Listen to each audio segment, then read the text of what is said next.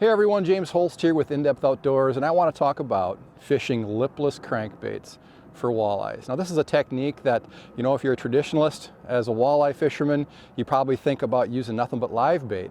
But here in the last 4 or 5 years, these lipless crankbaits have really come on strong all across the upper Midwest. And in fact, for me, it's probably put more big walleyes in the boat, and that for me would be a walleye over 8 pounds, than all other casting presentations or jigging presentations combined. And now what I think is really unique about this presentation for walleye anglers, we typically, we're out there, we're fishing live bait, we're trying to be real, seductive and natural. These things are the exact opposite. They're big, they're bold, they rattle like mad, and the way you fish them is really aggressive. So I'm gonna demonstrate here. Long casts, you're allowed to cover a lot of water with these baits on a single throw. You wait for that bait to sink to the bottom. Then you come up, tight on the line, drop your rod tip parallel to the water, and it's a sharp sweep up. Let that bait flutter back to the bottom, sharp sweep up. Doesn't look like anything you do if you're fishing a jig and minnow, in most cases anyway. And this presentation is so incredibly deadly, particularly spring and fall. Before and after the spawn in the spring, and once the water temperatures fall back below 60 degrees in the fall, this is one of my favorite presentations, bar none.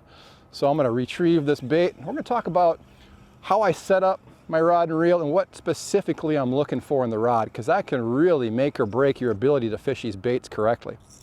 So on the reel there, I'm spooled up with a thin diameter braid.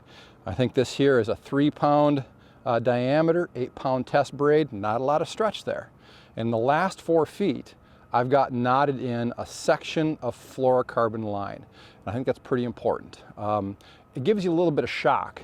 Remember, you're really ripping that bait, it's exploding up off the bottom, and very often you're gonna get some fish that are hooked just one barb of the hook, outside of the mouth kind of thing, or just barely inside the mouth, because they're just grabbing at it. So it's not like you're gonna get the time to really let that fish get that bait in the mouth. Having that shocker on the end of your presentation really helps keep those fish hooked up when they're just by the scrap of skin. And then the rod, really, when you're fishing this presentation, is so important.